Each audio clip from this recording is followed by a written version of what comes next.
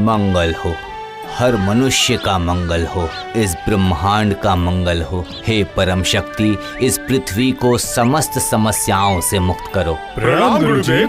दीर्घायु हो शिष्यों। गुरुदेव, आज आपने एक ही वक्त एक ही समय में हम सबको यहाँ याद क्यों किया है? क्या आप हमें आज कोई नई शिक्षा प्रदान करने वाले हैं?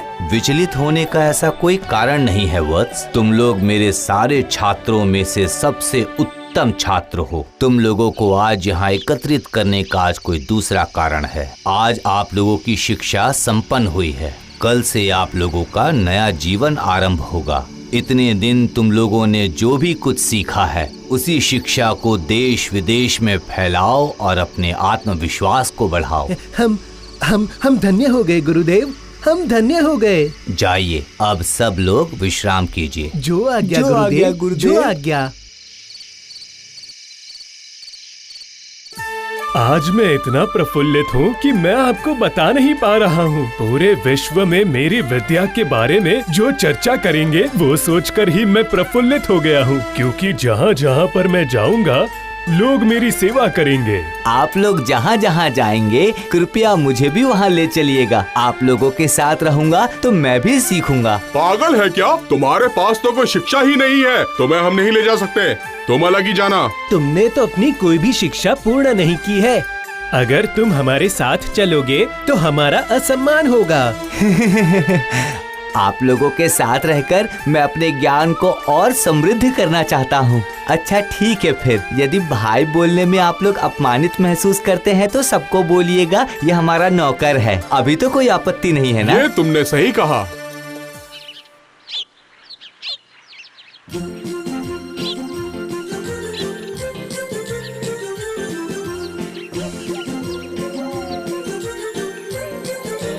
सुनिए भाई, यहाँ थोड़ा सा विश्राम कर लेते हैं। ये आपने उत्तम बात की। अब हमें अपने भोजन के लिए कोई व्यवस्था करनी होगी। अरे वाह, इस पेड़ पर तो कितने फल हैं। चलो चलो इन्हें तोड़कर खाया जाए।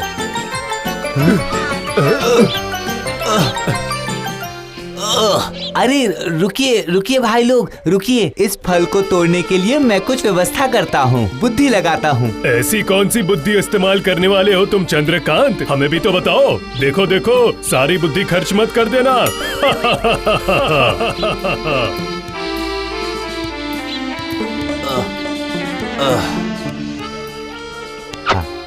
दोस्तों, तुम लोगों ने किताबी ज्ञान तो बहुत लिया है, लेकिन समय के अनुसार जो ज्ञान लगता है वो आप लोगों के पास कम है।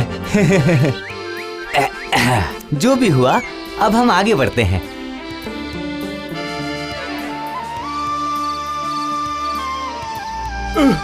अरे ये जंगल में चल चल के तो हमारे पैर ही दुखने लगे। पता नहीं हमें कोई मनुष्य दिखेगा भी या नहीं।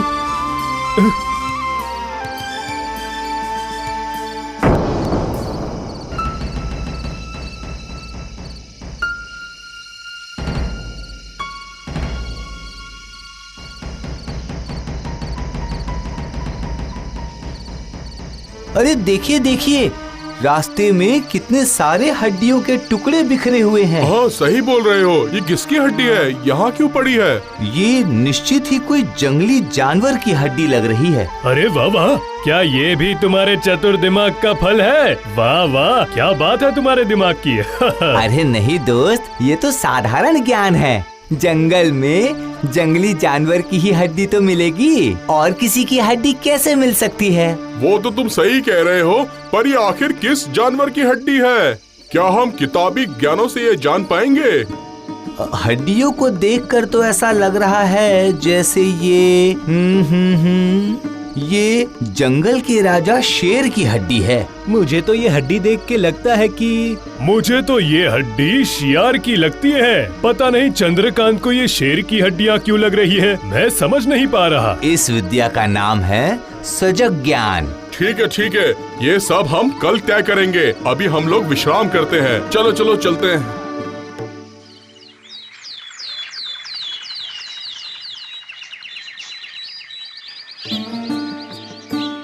अभी जो मैंने शिक्षा प्राप्त की है, तो इस शिक्षा के माध्यम से इस अस्थियों को मैं अभी विसर्जित करूंगा।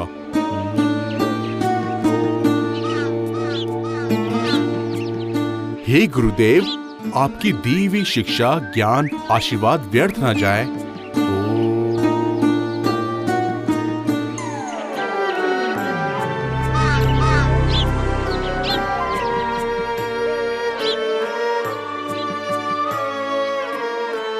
क्या बात है, क्या बात है। तुमने कर दिखाया सोमेश्वर, तुमने कर दिखाया। तुमने बिखरी हुई हड्डियों को समेट कर एकत्रित कर दिया। देखा चंद्रकांत, यही होती है असली शिक्षा, जिसको तुम कभी ग्रहण नहीं कर पाओगे। इस बार आपने बिल्कुल सही बात कही है दोस्त, आपकी शिक्षा सार्थक हुई है। पर अभी भी एक दुविधा मेरे मन में रह गई है। कौन सी दुविधा के बारे में बात कर रहे हो, ये बताओ। यही कि ये कंकाल किस प्राणी का है, ये हमें अभी तक नहीं पता चला है। हमने अपना अनुमान लगा लिया है, पर हमें अभी तक कोई सटीक उत्तर नहीं मिला है। देखो भाइयों, देखो, मैं इस बारे में तो बिल्कुल निश्चित हूँ कि ये जंगल के राजा शेर की हड्डियाँ हैं। फिर भी इसे निश्चित करना आवश्यक है क्या? बोलो दोस्तों। क्यों नहीं, बताओ। इस विषय के बारे में हमें पूर्ण ज्ञान चाहिए। क्यों, सही कहा ना? तुम्हारी जानने की पूर्ण इच्छा नहीं है, इसीलिए तुम्हारी शिक्षा भी पूर्ण नहीं हो पाई है। ठीक है, लेकिन इसके बारे में हम कैसे सटीक होंगे, बताओ जरा। इसकी जिम्मेदारी तुम लोग मुझे दे दो। वो कैसे? मैंने जो विशेष ज्ञान प्राप्त किया है, उसके जरिए मैं इस कंकाल में मांस और चमड़ा वापस ला सकता हूँ और पता चल जाएगा कि ये कौन सा प्राणी था। ठीक है, तो इस बारे में हम कल सुबह चर्चा करेंगे, ठीक है?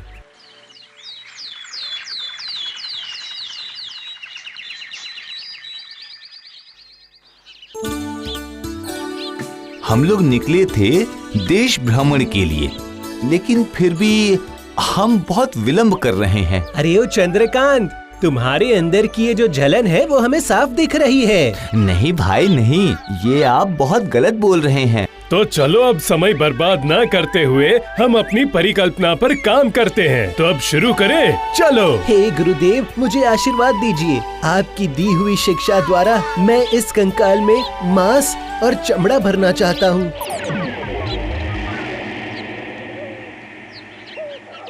बहुत अच्छे, बहुत अच्छे, तुमने ये कर दिखाया वीरबाहु, बहुत अच्छे। इससे आपकी आश्चर्य क्षमता का परिचय मिला। आप धन्य हो, आप धन्य हो, आप धन्य हो, आप धन्य हो। आप बहुत धन्य अच्छे। हैं। चंद्रकांत, तुमने ये सारी शिक्षा ग्रहण नहीं करी तो इसमें चिंता की कोई बात नहीं है। तुम हमारे साथ रहोगे तो सब कुछ सीख जाओगे। हाँ, मैं अपने दोस्तों के लिए गर्व अनुभव करता हूँ। तो फिर हम क्या अपनी यात्रा शुरू कर सकते हैं? अरे तुम्हें क्या पता, गुरु की खास विद्या तो मेरे पास है, जिसका प्रयोग मैंने किया नहीं। कौन सी विद्या? प्राणदान की विद्या। अकेला मैं ही इस विद्या को ग्रहण कर पाया हूँ। क्या बोल रहे हो रामनाथ, ये श्रेष्ठ शिक्षा भी तुमने ग्रहण कर ली? आखिर कैसे? हाँ, ताकि तुम लोगों को ये झूठ ना लगे, इसीलिए मैं ये विद्या का प्रयोग इस शेर पर करूँगा। असंभव, आप लोगों के ज्ञान को क्या हुआ है? आप लोग शेर का प्राण लौटाने की बात कर रहे हैं। तुम मना क्यों कर रहे हो? हमारे गुरुदेव ने क्या कहा था, उस बात को मनन कीजिए कि जो ज्ञान और विद्या आप लोगों ने अर्जित किया है, वो समस्त ज्ञान पृथ्वी के उपकार के लिए है। लेकिन अगर मृत शरीर को हम प्राण लौटा देते हैं तो ये जगत का कल्याण नहीं होगा। हर प्राणी जगत के नियम के अनुसार ही प्राण त्याग करता है। प्रकृति के विरुद्ध जाना सही नहीं होगा।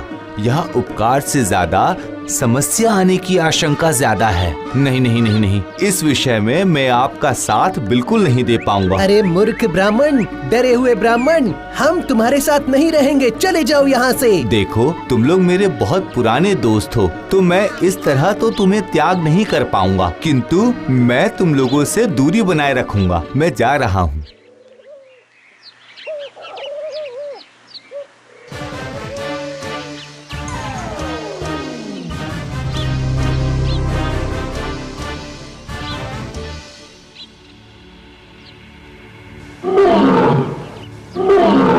देखो भाई समेश्वर, देखो देखो देखो, ये देखो, विश्व की सबसे श्रेष्ठ विद्या मेरे पास है। नहीं! हाय हाय हाय, इसी कारण से मैं डर रहा था। सिर्फ पोथी पढ़ने से ही संपूर्ण ज्ञान नहीं मिलता है, वास्तव बुद्धि का भी प्रयोग करना चाहिए। लेकिन आप लोगों ने मेरी बात नहीं मानी। आप लोग मेरी बात मानते तो ऐसी अवस्था कभी नहीं होती, कदापि नहीं होती।